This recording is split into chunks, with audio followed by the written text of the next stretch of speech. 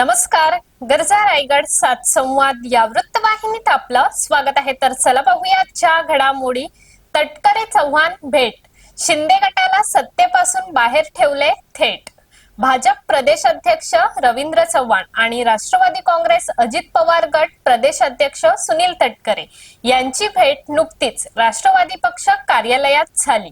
त्यावेळी रायगड जिल्हा परिषदेतून शिंदे गटाला सत्तेपासून दूर ठेवल्याबाबत गुप्तगू झाल्याचे राजकीय विश्लेषकांचे म्हणणे असून रायगड जिल्ह्यात राष्ट्रवादी काँग्रेस आणि शिवसेना शिंदे गट यांच्यामधील सत्ता संघर्ष पूर्ण महाराष्ट्राला ज्ञात असून सतत त्यांच्यामध्ये आरोप प्रत्यारोप सुरू असतात.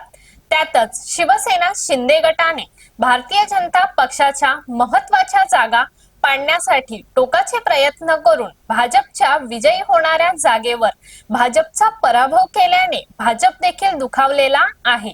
त्यातच निवडणुकीच्या अगोदर भाजप राष्ट्रवादी यांनी युतीमध्ये निवडणूक लढवण्याचे ठरविले होते. त्यानुसार ते पूर्ण रायगड जिल्ह्यात लढले आणि विजयही संपादन केला.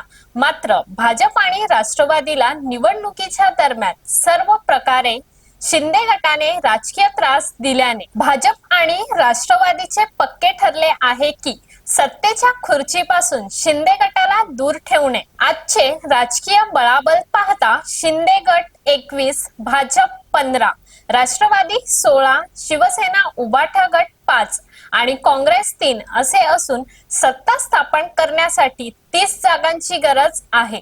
परंतु राष्ट्रवादी भाजपकडे 31 जागा असल्याने सत्तेचा मार्ग सुखकर झाला आहे.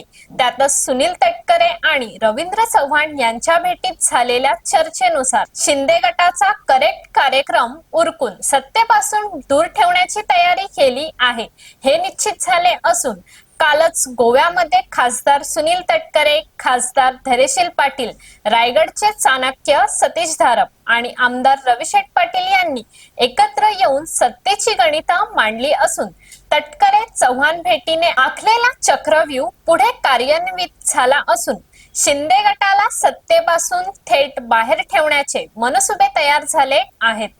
तर अशाच अनेक ताज्या घडामोडी पाहण्यासाठी गरजा रायगड सात संवाद या वृत्तवाहिनीला सबस्क्राईब करून बेल आयकॉन वरती क्लिक करा. धन्यवाद.